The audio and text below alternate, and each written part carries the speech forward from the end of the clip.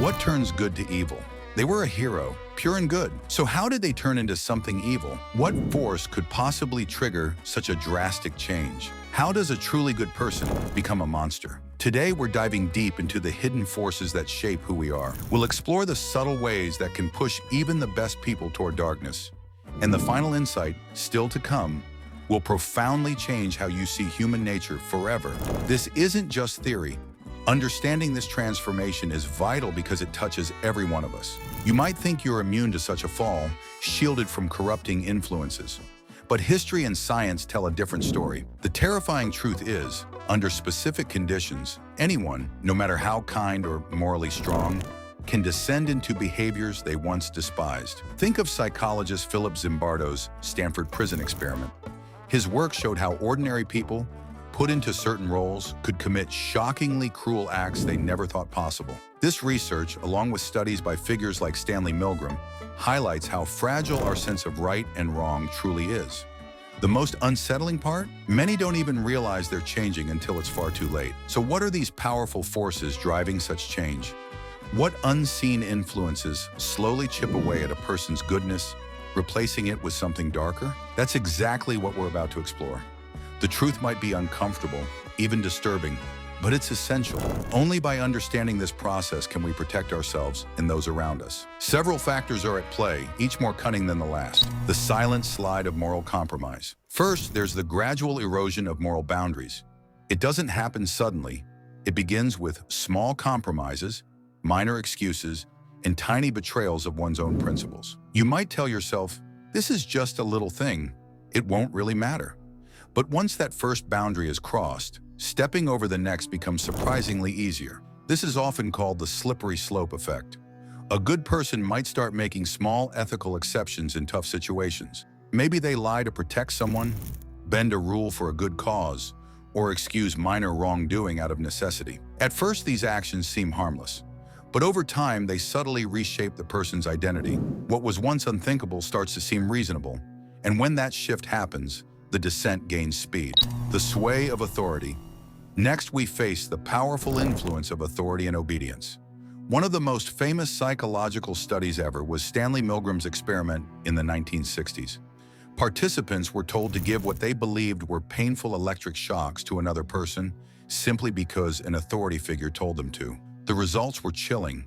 Most participants continued delivering shocks, even when they thought they were causing serious harm, driven by a strong urge to obey. This reveals a terrifying truth. Even good people, under the right conditions, can become tools of harm. They might not act out of malice, but out of duty, pressure, or fear. They convince themselves they're just following orders, or that they have no choice. By doing so, they allow their own morality to be overridden. The danger of group identity. But it doesn't stop there. Another key factor is the strong pull of group identity. When people become deeply attached to a group, be it political, religious, social, or ideological, they often start seeing those outside their group as the other. And when that happens, a dangerous psychological shift occurs. History is full of examples where ordinary people committed horrific acts because they were convinced their enemies were less than human. Dehumanization is one of the most powerful tools in turning good people into monsters. It lets individuals justify harm by stripping their victims of empathy and shared humanity. Think about how many past atrocities were committed by people who, at one point, saw themselves as good, moral, even righteous. They didn't wake up one morning and decide to be evil. It was a slow process fueled by small moral compromises, obedience to authority, and a growing sense of us versus them. And here's the most unsettling question of all. Could it happen to you? Could you, under certain pressures, under certain influences, become something you never thought possible? The answer is complex. In the next section, we'll go deeper into how we justify our actions, the illusion of being righteous, and the final, most dangerous step in this descent. The most shocking truth of all is yet to come. Self-deception and false righteousness. One of the most dangerous parts of this transformation is self-justification.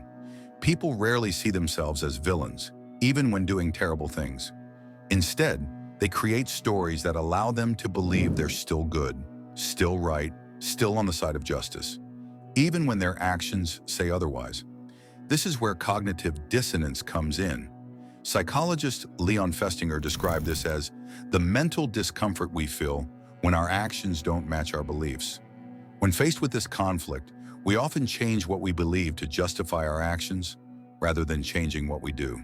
Imagine someone who sees themselves as kind and ethical, but ends up in a situation where they must hurt others. Instead of admitting they crossed a line, they tell themselves, "I had no choice," or "they deserved it," or "this is for a greater good." This process lets them keep seeing themselves as good, while doing things they once thought unthinkable. This is why history is full of people committing atrocities, believing they were doing the right thing. When people justify their actions, they silence their inner conscience. And once that voice is quiet, the slide into darkness speeds up. The ultimate collapse, dehumanization. And this brings us to one of the most dangerous steps in turning good people into monsters: dehumanization. When people start seeing others as mere enemies, obstacles, or less than human, their moral limits crumble. This is how individuals justify cruelty, oppression, and even violence. It's why soldiers are often trained to see the enemy not as people, but as threats. It's why political and ideological conflicts often turn vicious, as both sides begin to see each other as something less than fellow human beings. The moment someone stops seeing another person as fully human, they free themselves from the guilt of harming them. This is why propaganda throughout history has been used to paint enemies as evil, corrupt, or subhuman. Once that mental shift happens, morality no longer applies. But here's the truly terrifying part. This doesn't just happen on a large scale. It happens in everyday life. It happens in workplaces, when people justify cruelty toward colleagues they dislike.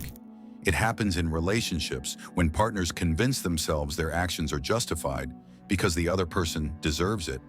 It happens online when people attack strangers with words they'd never use face-to-face because they don't see them as real people. And it can happen to any of us. No one is truly immune. So now we must ask the hardest question: if good people can turn into monsters, how can we stop it? The answer isn't simple, but in the next section, we'll uncover the hidden protections, the psychological defenses that can prevent this fall.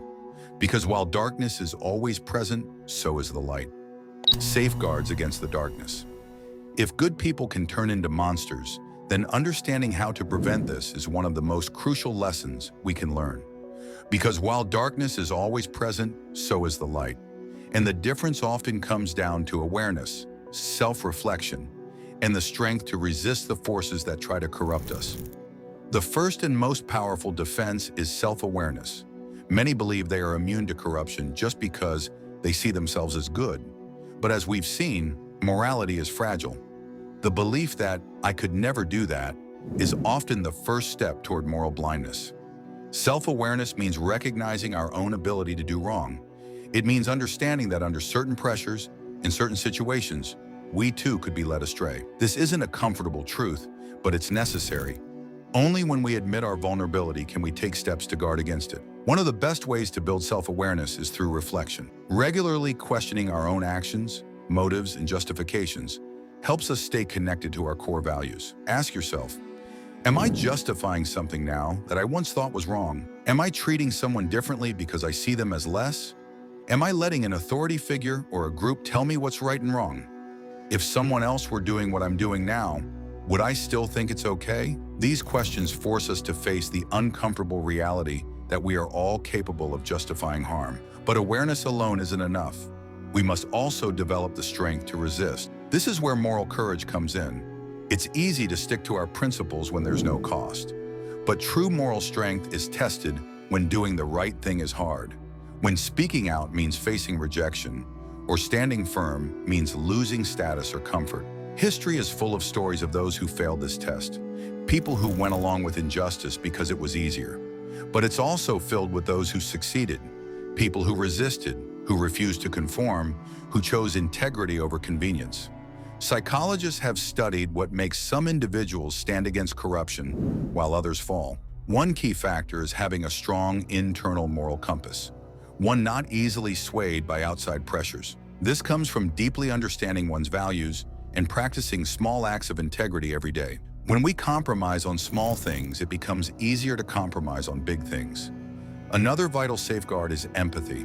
Many of the ways good people turn into monsters rely on reducing empathy. But empathy is a powerful force that can cut through these illusions. When we take the time to truly understand others, to see their struggles, their fears, their humanity, it becomes much harder to justify harming them. Studies show that even brief moments of connection can greatly reduce prejudice and hostility. But perhaps the most important lesson of all is this: corruption is rarely a single event. It's almost always a slow process, built on small choices, minor compromises, and gradual shifts in thinking. And this means that stopping it is also a process, one that needs constant watchfulness, self-reflection, and the courage to act when it matters most.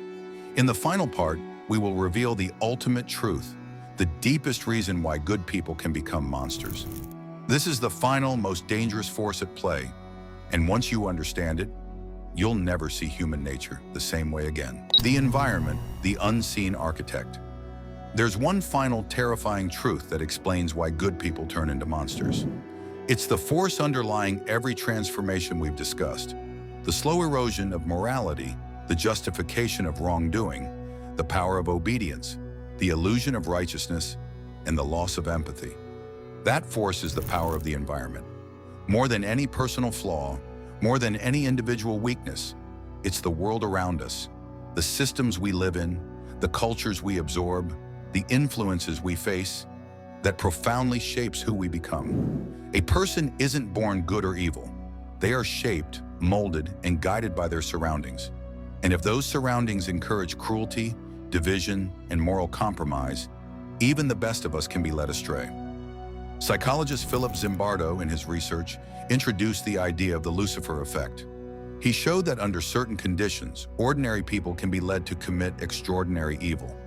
Not because they are bad inside, but because they are put in an environment that slowly twists their sense of right and wrong. Think about how this plays out daily. A workplace where unethical behavior is tolerated soon creates employees who accept dishonesty as normal. A society that normalizes discrimination leads people to believe their prejudices are justified.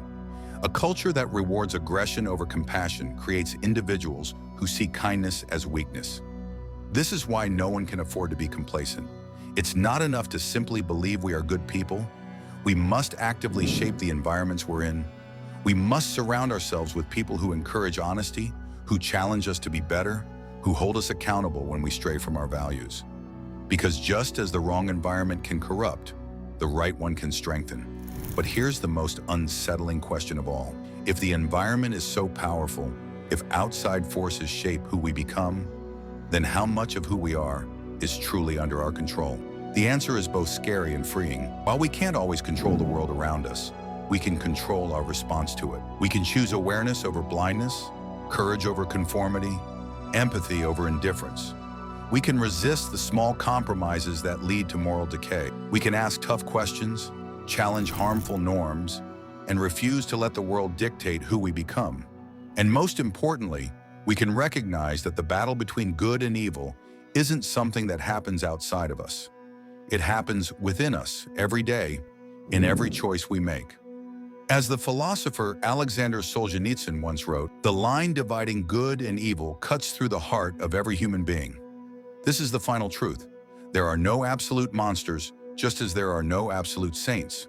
There are only people shaped by their choices, by their surroundings, and by their willingness to face the darkness within themselves. So ask yourself, who are you becoming? Are you making choices that strengthen your integrity?